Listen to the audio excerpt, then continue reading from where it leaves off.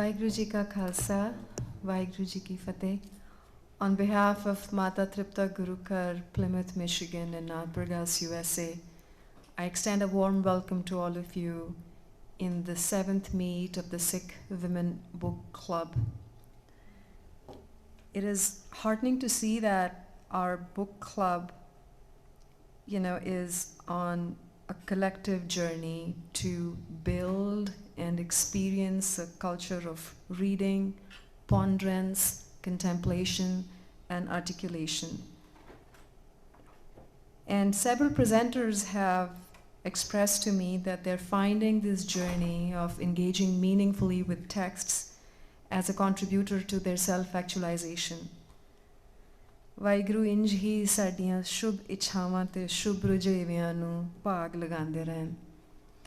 With that, I'd like to invite our first speaker of today, Jaswinder Kaur. Jaswinder Kaur has spent a good part of her life serving as an IT professional in the industry. She's a mother of 2 kids who are pursuing medical profession, and her interests include cooking, reading, and spending time with her cells. I'd like to invite Jaswinder Kaur on the stage to present the book review on Tao Te Ching.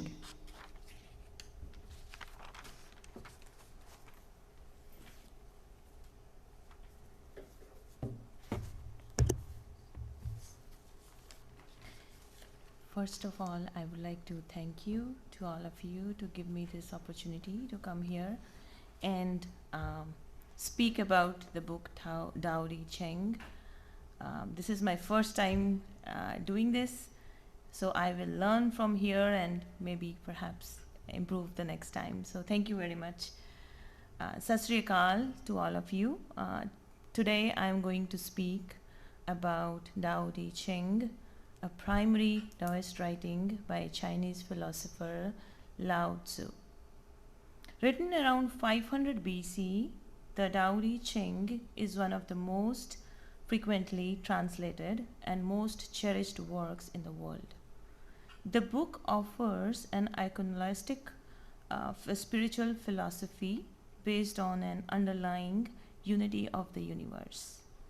The Tao Te Ching was most likely written in a calligraphy style, which means seal script, which was generally used for royal documents. I will also add that there are several poetic and beautifully realized translations of the original book, and I have compiled today's presentation from a few of these translated versions. The format of my presentation will perhaps be deviated from the traditional format that everyone has been following, because I will be emphasizing more on the cultural philosophy of Taoism rather than author and the excerpts from the book.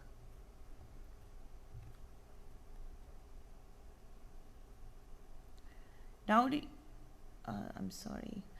Ching is ancient wisdom of modern times. This mysterious Lao Tzu's ancient wisdom may be hard to translate, but the meaning is clear. Learning to be self-aware could improve modern life.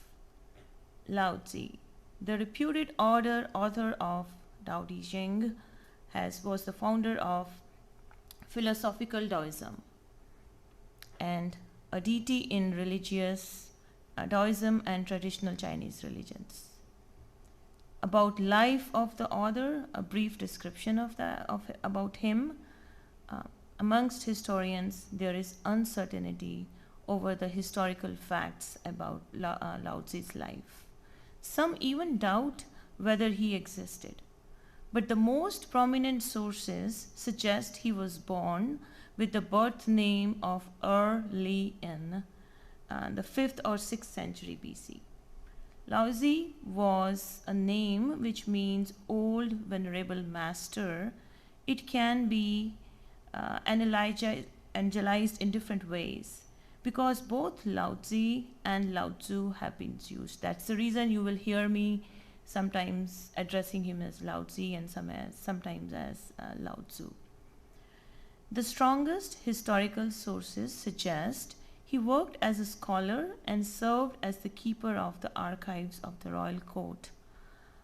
Lao Tzu would have had access to the great literature of the ancient Chinese culture, and this would have informed his own philosophy.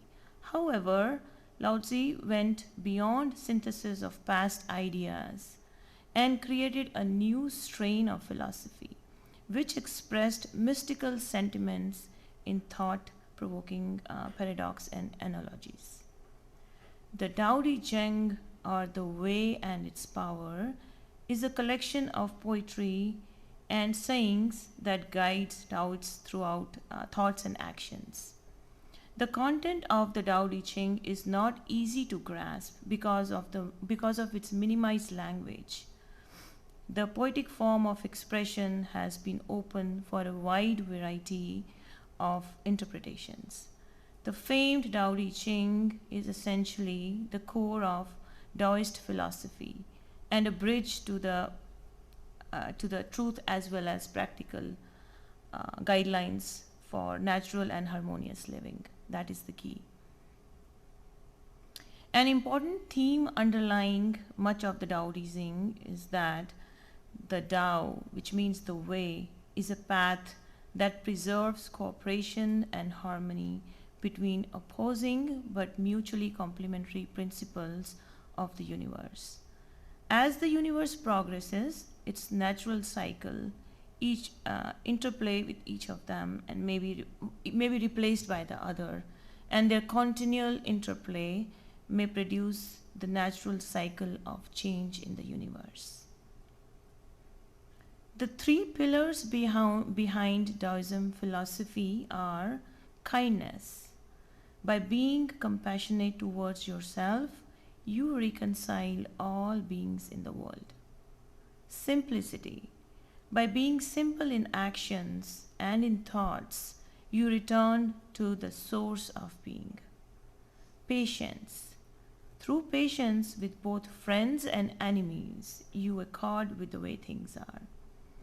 As explained by Lao Tzu, the three lessons from Taoism that will help us live a better life. So I'll go through each of those principles in a bit detail.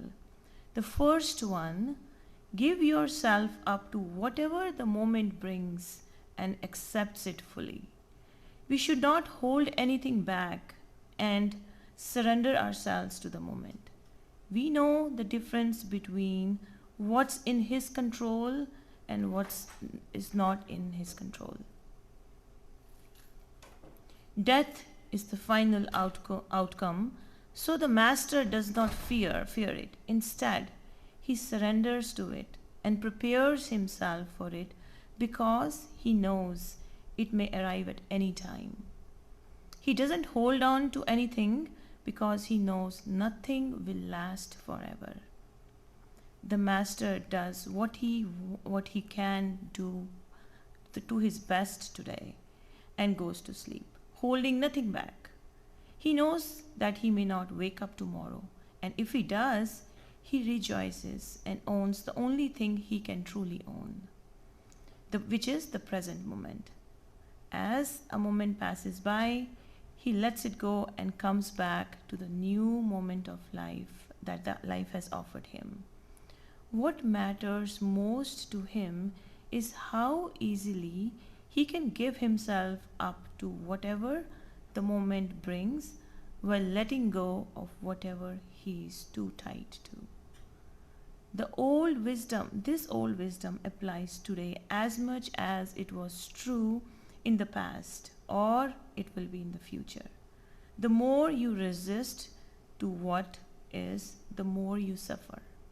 The illusion in your mind makes it hard for you to surrender.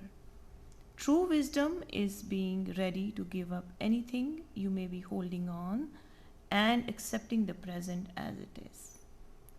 The second lesson, admit your own faults and mistakes because they can be your greatest strength. We should seek to know our faults through self-observation and our judgment of others. When the master makes a mistake, he realizes it, he then admits it and then concedes it. He doesn't get offended by the ones who point out his faults. Instead, he treats them as his generous teachers. He catches himself when he's not giving his best, and then he fixes it. He treats every faulty realization as an opportunity to increase self realization and become better, not an excuse to feel down. The master thinks of his enemies as shadows he himself cast. He observes how he judges others. If he gets triggered by someone's behavior, he recognizes it as a trait he hasn't embodied fully himself.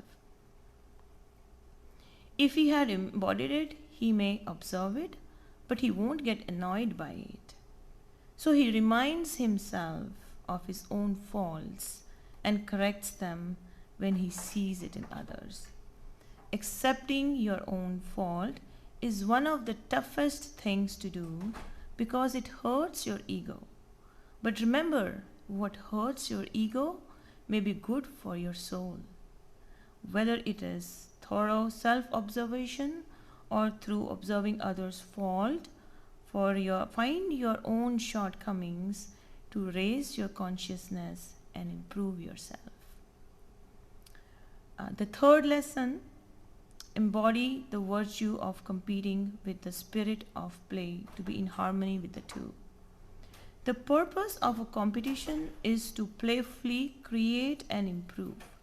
The master doesn't wish his opponents to have bad day on the day of competition. He wants everyone to bring their best to the table so that they can raise the level of the game.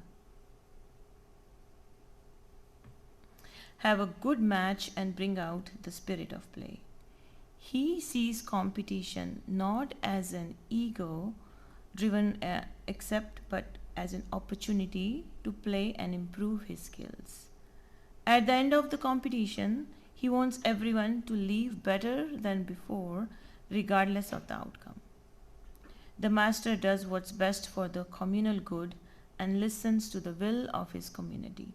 He considers his self-interest as one vote, not as the only vote to drive his actions.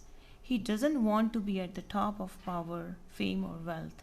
He uses power, fame, or wealth when he has them to be a creator of a better world, which has been his primary goal all along. As a sportsperson, leader, or entrepreneur, your mission is to thrive as a human and to bring out the best in this world. You can do it by performing better, leading others towards a cause, providing inspiration, creating a product, or serving your society. Wealth, fame, and power are your tools to do so, not the end goals to aim for.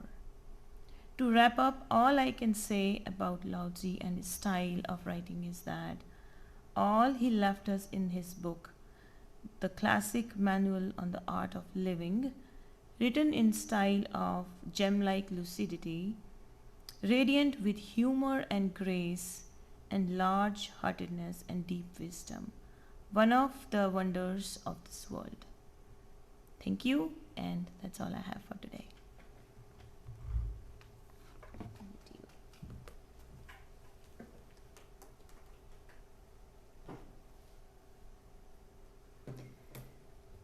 Jaswinder, you were very kind enough to read a significant work, a significant classic that has been on the surface of the earth for centuries. And the portion on the art of living that's embedded in Lao Tzu's work is important for any time to refresh themselves off. Because the perils and the vicissitudes of existential life act on us in ways that our conscious selves do not intend. So we need reminders and anchorings in some of these timeless ideas and timeless principles. The three, you summarized it beautifully, and the three parts of, or the three characteristics of Tao, or the path, or the master consciousness that guides our existential life, treating ephemerality as the permanent underpinning of life, knowing that death is out there. So life is ephemeral, accepting one's faults, and believing that what hurts our ego is actually good for soul. It's a very powerful lesson. And then the fact that competition is actually a mechanism to not boost ego but improve the self is a very profound lesson as well. I'd say that the way that you narrated your learnings and what you extracted from the book has stirred a deep intent for us all to look inside and mediate and introspect and pave the path as we tread into our life of today and tomorrow. Thank you for your time, and thank you for sharing these ideas with us. With that, I'd like to now call upon our second speaker, Tejpal Viraj. She's going to be presenting her book review comments on one of the very significant works of the last century, The Religion of Man, which was composed by the first Nobel laureate in literature who came from the Asian world, Rabindranath Tagore. Let's hear what Tejpal has to share with us.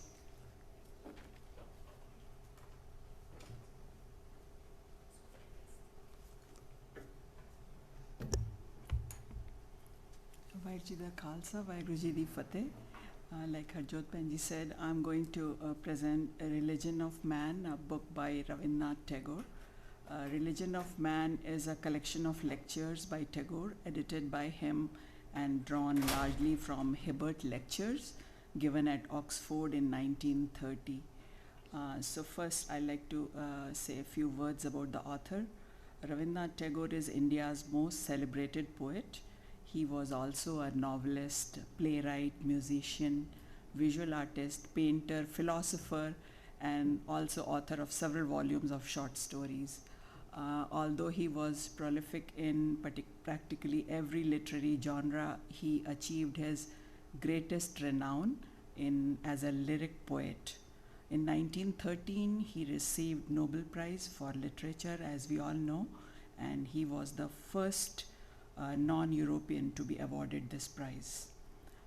In terms of his literary inspirations, he has acknowledged three main sources: the Vaishnav poets of medieval Bengal, the classical Indian cultural and philosophical heritage like Vedas and Upanishads, and European literature of 19th century.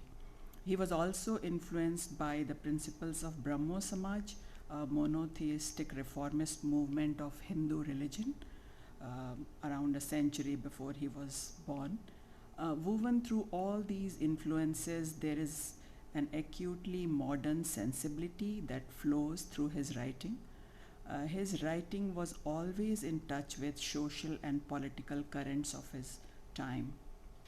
His best known collection, Gitanjali, this is the one for which he got the Nobel Prize, is still in print and it's widely read.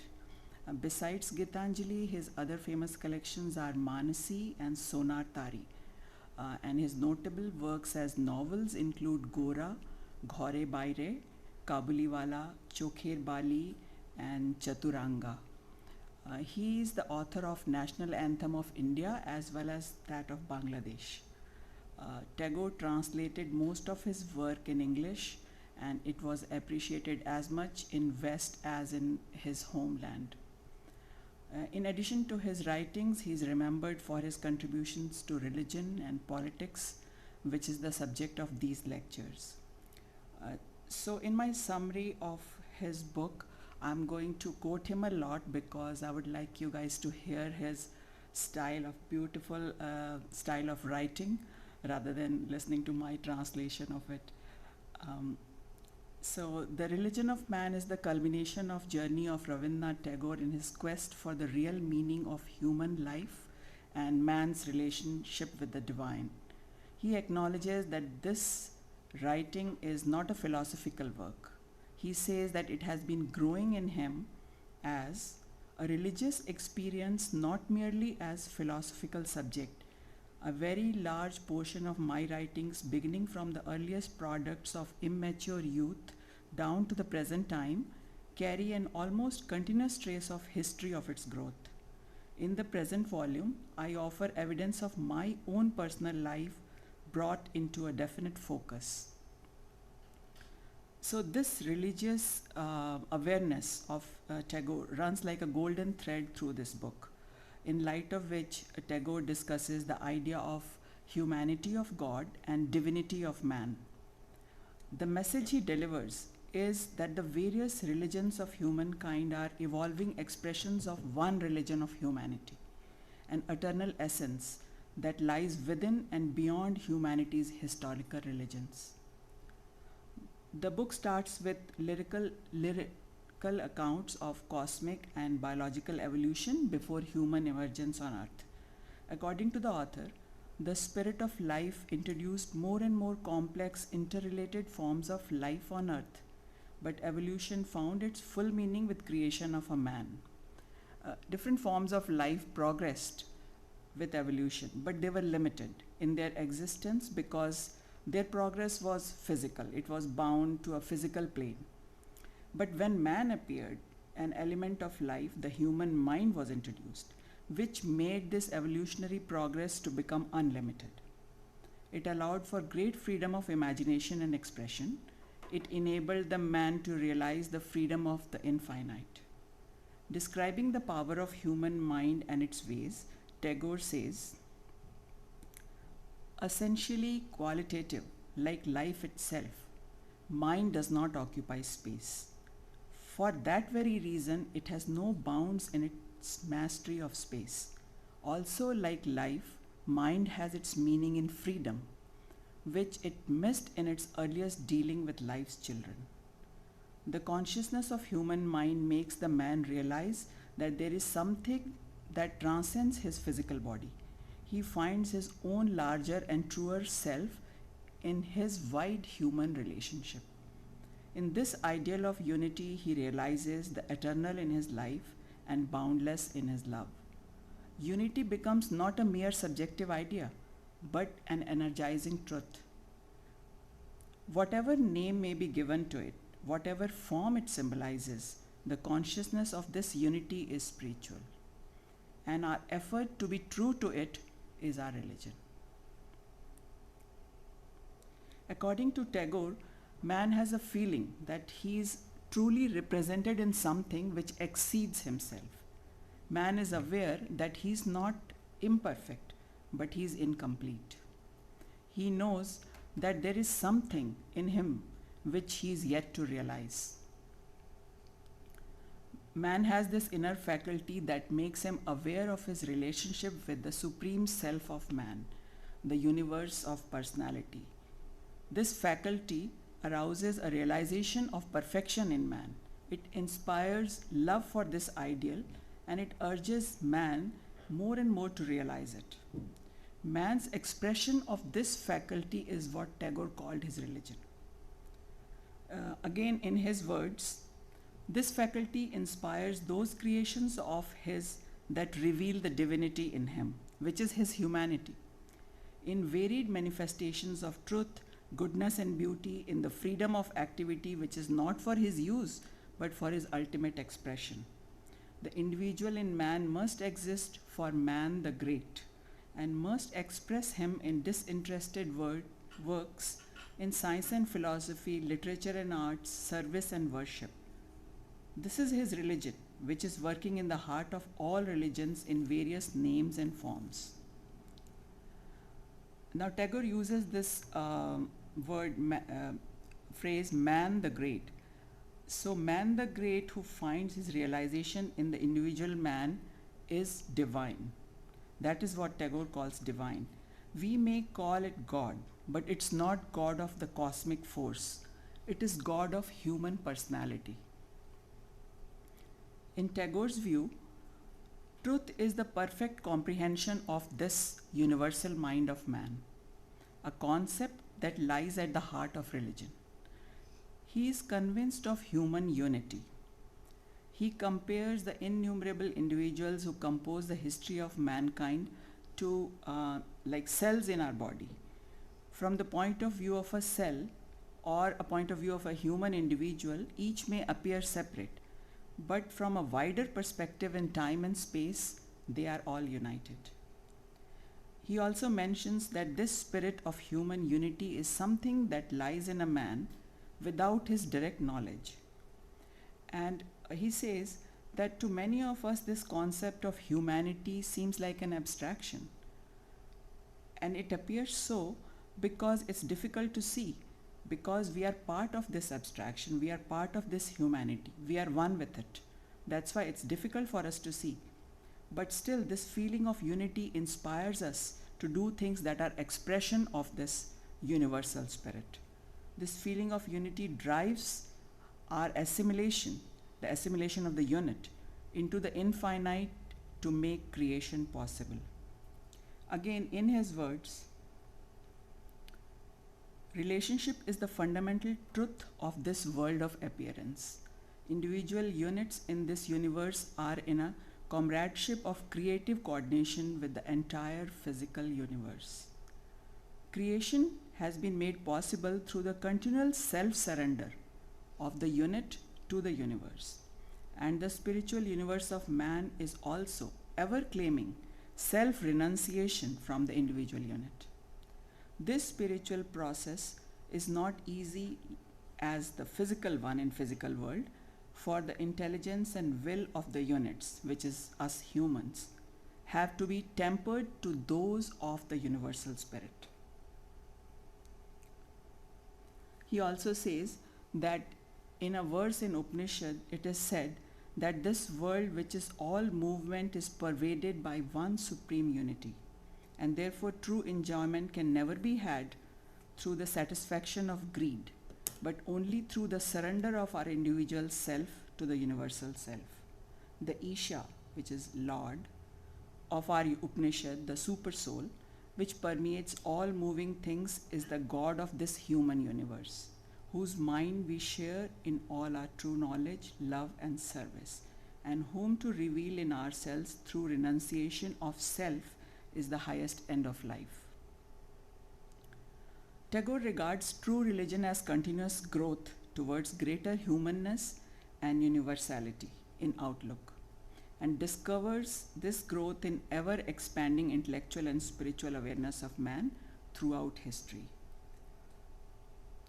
He says, each age reveals its personality as dreamer in its great expression that carry it across surging centuries to the continental plateau of permanent human history. These expressions may not be consciously religious, but indirectly they belong to man's religion. He expresses a great hope that this spiritual evolution of man will draw human family steadily forward towards the richer realization of unity, love, and freedom. And it is his dedication of faith in the perfectibility of mankind. In conclusion of his book, he talks about the humanity of the divine. Till now, we talked about divinity of human, but he's now talking about the humanity of divine. And he says, whatever name may be given to the divine reality, it has found its highest place in history of our religion owing to its human nature, giving meaning to the idea of sin and sanctity and offering an eternal background to all the ideals of perfection which have their harmony with man's own nature.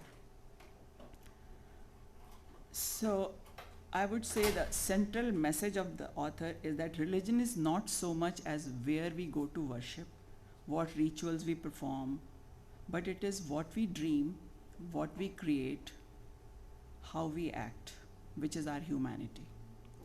The truth of the religion lies in our humanity and our ceaseless endeavor to reach the perfect, the divine. Thank you.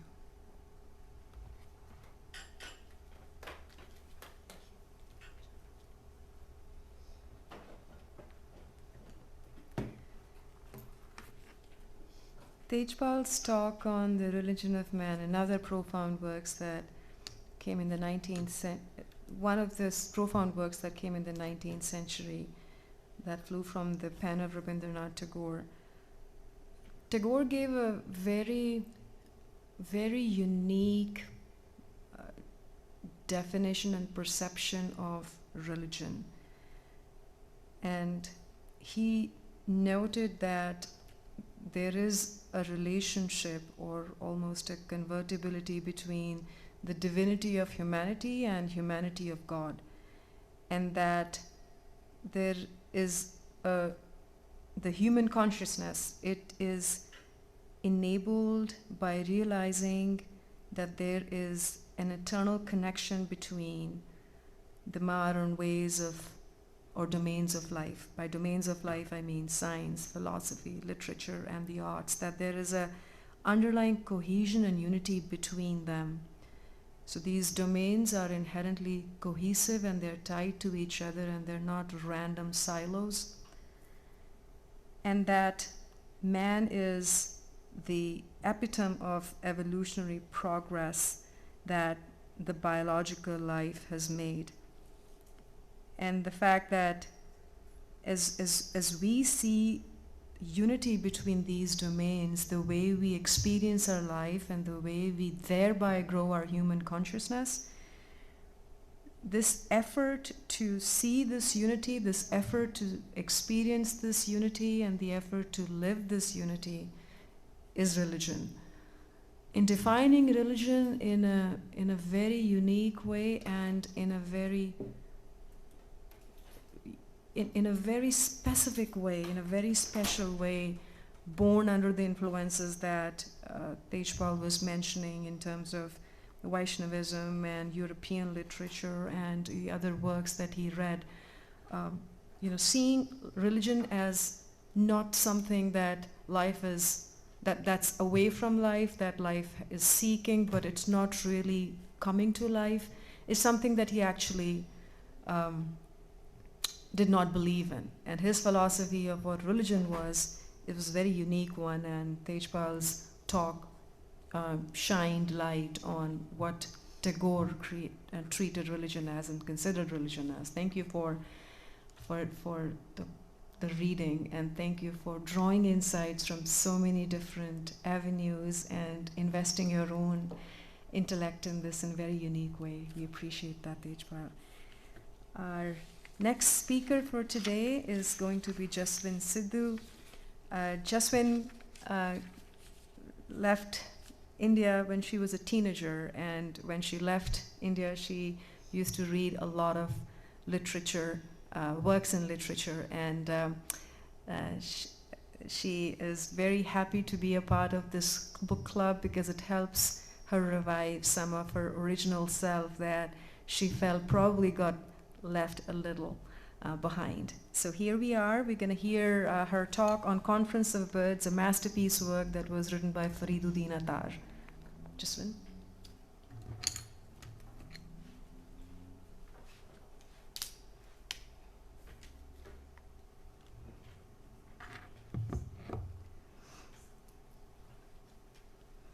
Waheguru ji का खालसा वाहिगुरु जी की फतेह। जो पुराला नाद प्रकाश संस्था ते माता तृप्ता गुरुद्वारा साहिब कर रहे ने मैं उन्हां दी तहे दिलों धन्नवादी हाँ। Thank you for giving me the chance. Harjot and everybody else here. All of you guys have great wisdom, and I feel humbled to be in presence of these well-educated and well-read souls. I feel like I'm at the bottom of the ladder, so this is my humble try to come back to my roots and what I enjoy most in my life. Reading good books and discussing those with others where I can learn from those people who have known a lot more than I could ever imagine. My talk is about a book called Conference of Birds. It's written by a Sufi poet. As many of you guys know, Sufism is the mystic body of religious practice, found mainly within Sunni Islam, but also within Shia Islam, which is characterized by a focus on Islamic spirituality, ritualism, asceticism, and eroticism. The tradition of Sufism has brought some of the most amazing examples of artistic expressions in history, from music to visual arts and probably most famously literature. While the mystical experience pointed to can never be fully articulated or expressed in a language, nonetheless, Sufis across history love to express their various states of consciousness, particularly through poetry. One of the most important works of Sufi poetry is the monumental work called The Conference of Birds. It's written by a 13th century Persian poet, Fariduddin Attar, a true classic and a masterpiece, not only of Sufi poetry, but of the Persian literature also. In general, this work serves as the beautiful account of some of the most foundational and fundamental doctrines of ideas in Sufism, while also being incredibly engaging and beautiful to read. So please join me as we dive deeper into the minds of Attar and his Conference of Birds. As most of you guys probably heard about Rumi, when it comes to the world of Sufi literature, most of us know Rumi. Rumi is probably the most famous around the world.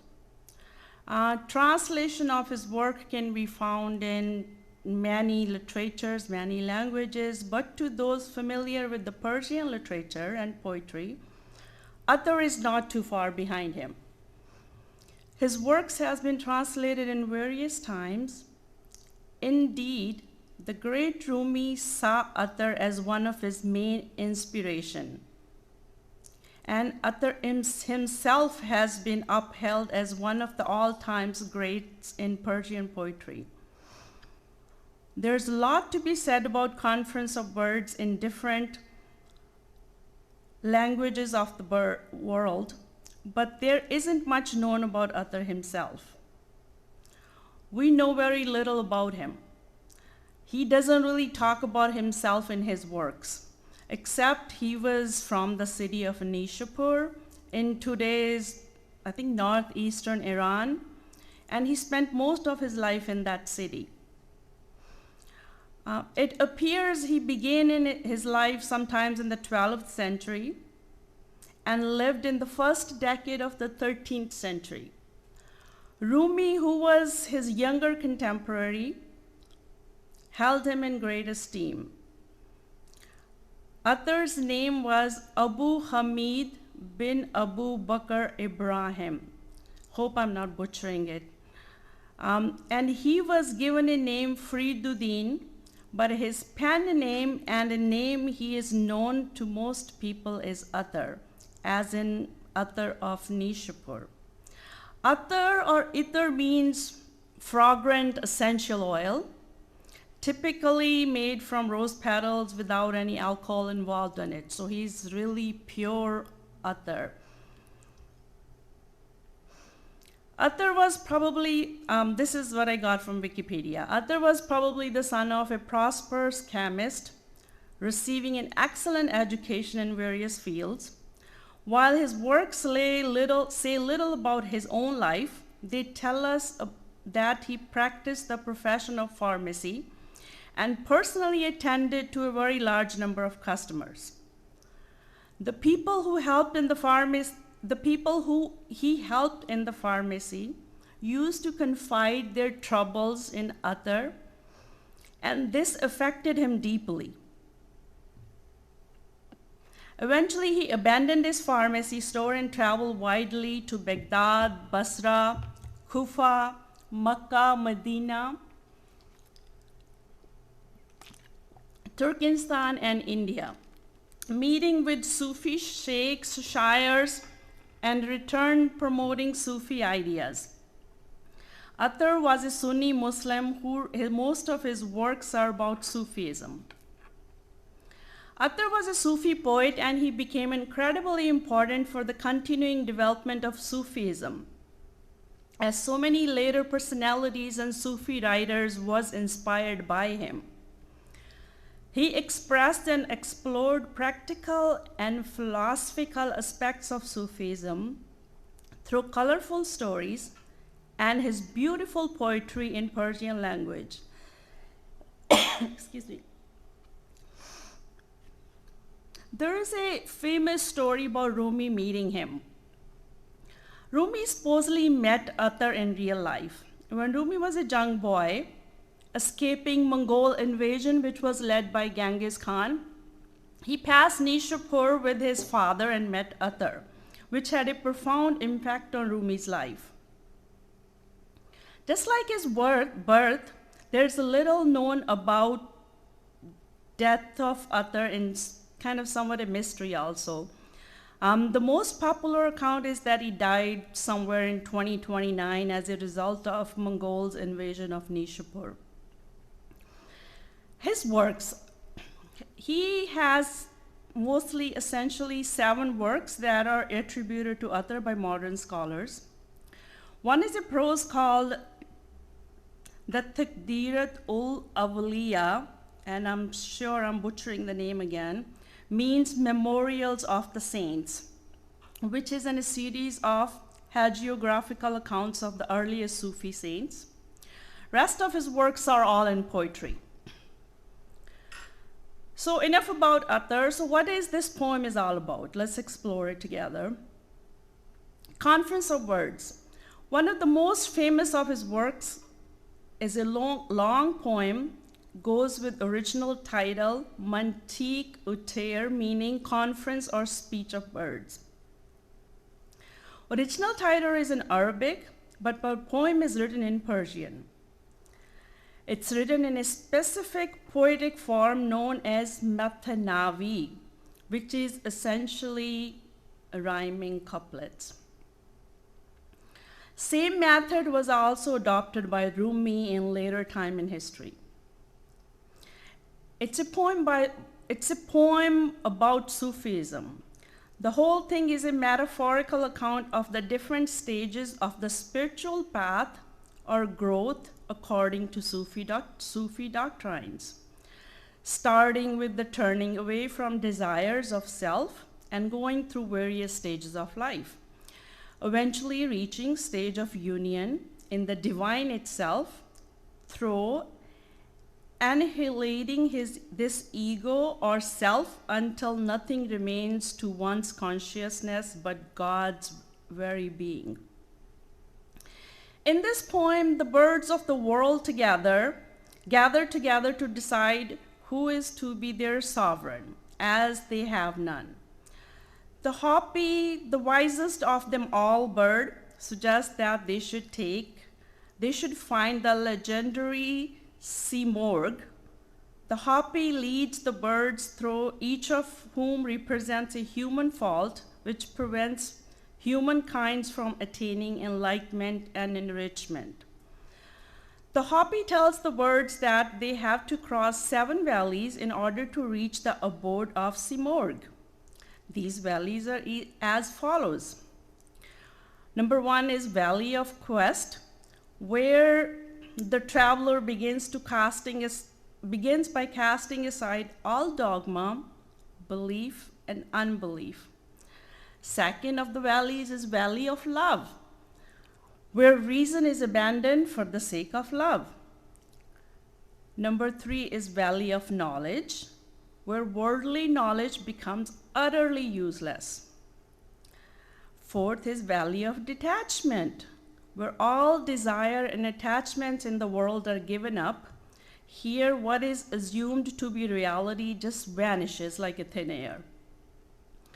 Number 5 is Valley of Unity, where the traveler realizes that everything is connected and the beloved is beyond everything, including harmony, multiplicity, and eternity. Number 6 is Valley of Wonderment, where entranced by the beauty of the beloved, the traveler becomes perplexed and steeped in awe, finds that he or she has never known or understood anything earlier than this. Number 7 is Valley of Poverty and Annihilation, where the self disappears into the universe and the traveler becomes timeless, existing in both the past and the future. This is also known as Fana in Sufi tradition. Most of us are just familiar with the Fana Hindi movie, but actually the word comes from Sufi tradition. Fana, it's a total extinction of individual self into the reality of God. And what we thought was ourself was only a fleeting fancy. Nothing remains but divine. When the birds hear the description of these valleys, they bow their heads in distress. Some even die of fright right then and there. But despite their trepidations, they begin the great journey. On the way, many perish of thirst, heat, or illness, while others fall prey to the wild beast, panic, and violence. Finally, only 30 birds make it to the abode of Simorg.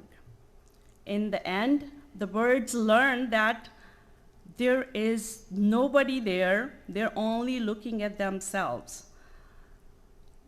That they themselves are the Simorg. Simorg, the name Simorg in Persian means 30 sea, birds, morg. They eventually come to understand that the majesty of that beloved is like the sun that can be seen reflected in the mirror.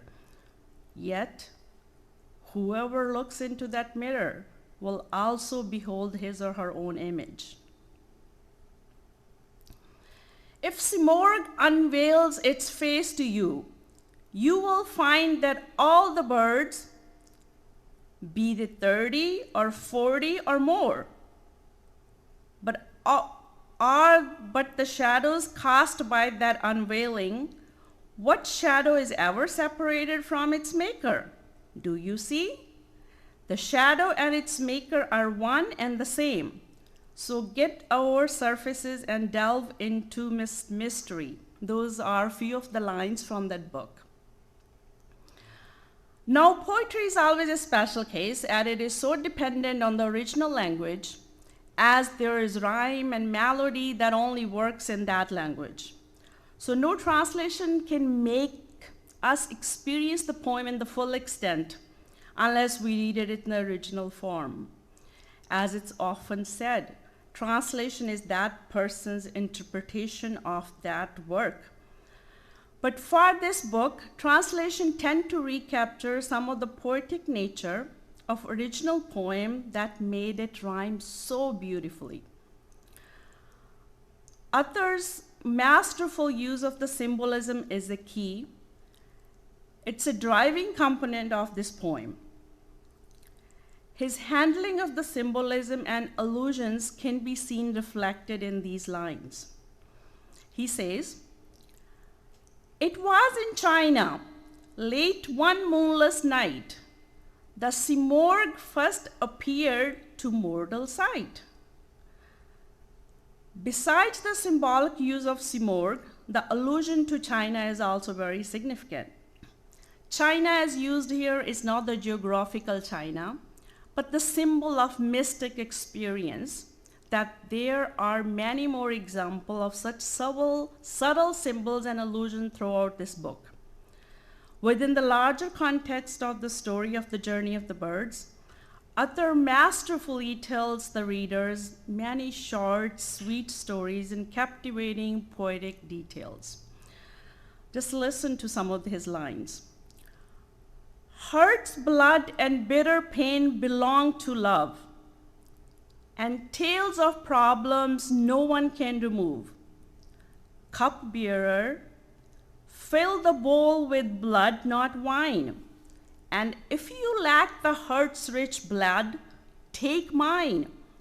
Love thrives on inextinguishable pain, which tears the soul, then knit the threads again. A mote of love exceeds all bounds. It gives the vital essence to whatever lives. But their love thrives, their pain is always found. Angels alone escape this weary round. They love without that savage agony which is preserved by vexed humanity. These are some of the lines by Friduddin Attar. So why are we reading all these? So how does it play in our present day life? So how does Sufism relates to Sikhism?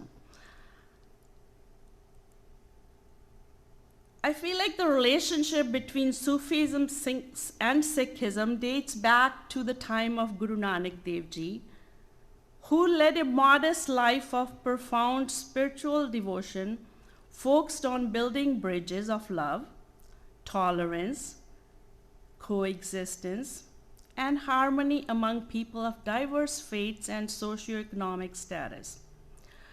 Guru Nanak Dev Ji traveled extensivly, including to Makkah for the Hajj, different provinces of Afghanistan and Baghdad, in search of divine knowledge and mystic scholars. This exposed him much more to Islam and its mystic schools of thought than to any other religion. And of course, for 64 long years, one of Guru Nanak's closest companions, as we know, was Mardana, who remained a Muslim until he died. According to the custodian of the Shrine of Mia Mir in Lahore, Mardana's descendants still live there and refer to themselves as Sikh Muslims. The second thing that came into my mind was the Sufi saint named Mia Mir, who was requested by Guru Arjan Dev Ji, our fifth Sikh Guru, to lay the foundation of Harmandir Sahib, the Golden Temple. So there are 4 principles of Sufi life. To remember that no other person eats your bread for you. Number 2 is to remember that no one but you perform your actions. Number 3 is to remember that death is coming, so you should address your life in readiness for it. Number 4, to remember that you are under the eyes of God. The Sikh faith advocates similar principles of Nam Japna, uttering the name of God, Kirt Karni, earning an honest living, and Vandike Shakna, sharing one's blessing with others who are in need. Every action, good or bad, is under his command or his eyes. The day one is born, one has to accept death to gain favor in the spiritual path of devotion. Sufi devotion, like Sikh faith, has beautiful poetry and music, which in Sikh faith is called Gurmat Sangeet, sacred music of the Sikhs, as we call it a kirtan. In both the Sufi and Sikh faiths, this involves meditative practices and can lead to unions of the individual with God itself. The word Sufi actually means wool, referring to woolen garments. The root is Safa, which means purity in Farsi. This refers to a simple and inexpensive woolen garment which implies simplicity and purity in life. The Sikh faith has similar philosophy. The word Sikh originated from Sikhya, meaning a humble disciple or a learner. Both Sufism and Sikhi advocate simplicity, equality, and a shift in one's life away from materialism.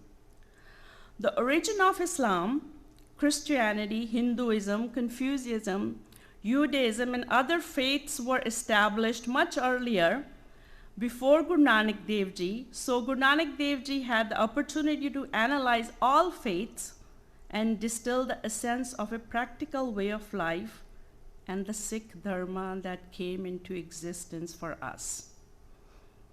At the end, I really enjoy reading this book and sharing my understanding with all of you. Thank you for listening, and Pulchuk Maaf.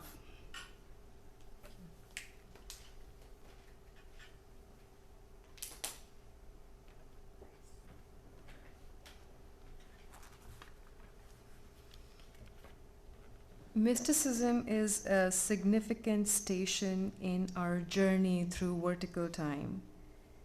And an understanding of Sufi paradigms equips us with the ability, or might I say, grants to us the ability to successfully traverse this station.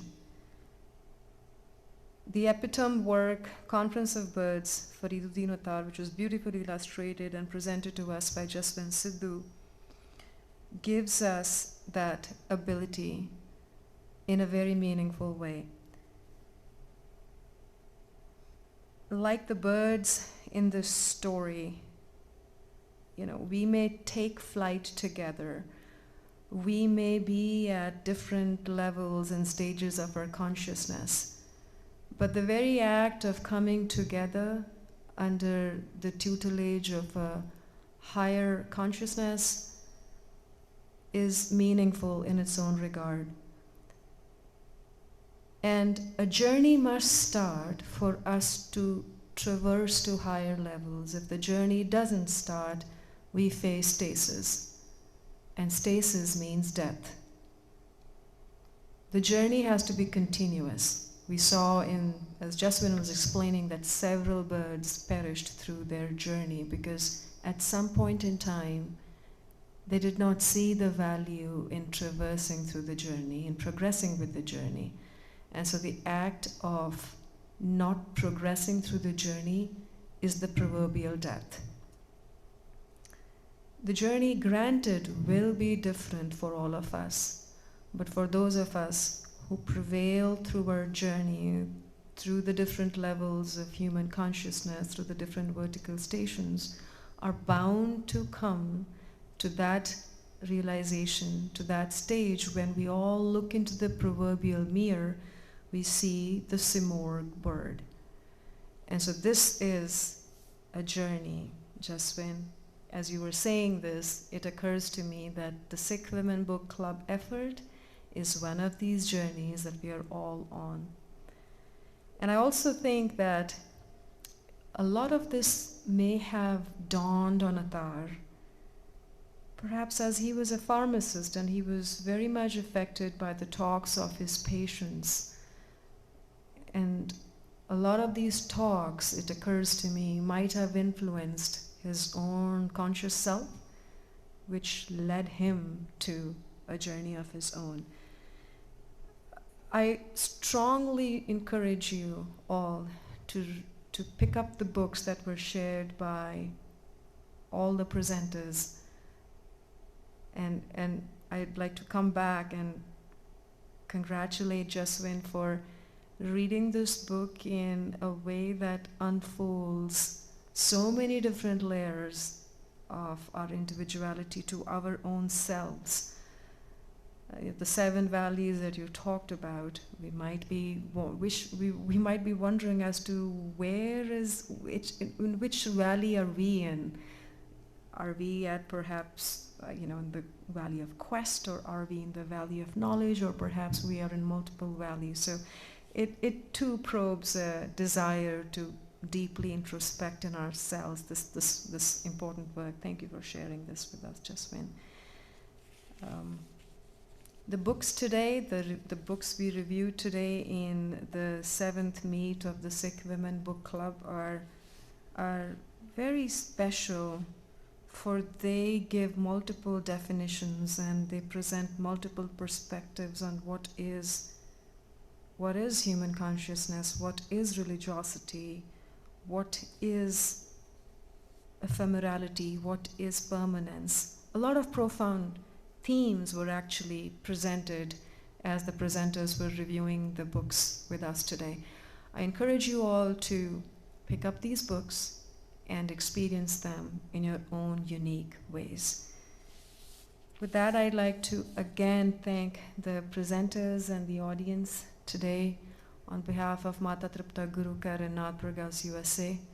I thank you all for coming here, and I invite you very fondly to our forthcoming, our 8th meet in the month of October. Vaheguru Ji Ka Khalsa, Vaheguru Ji Ki Fateh.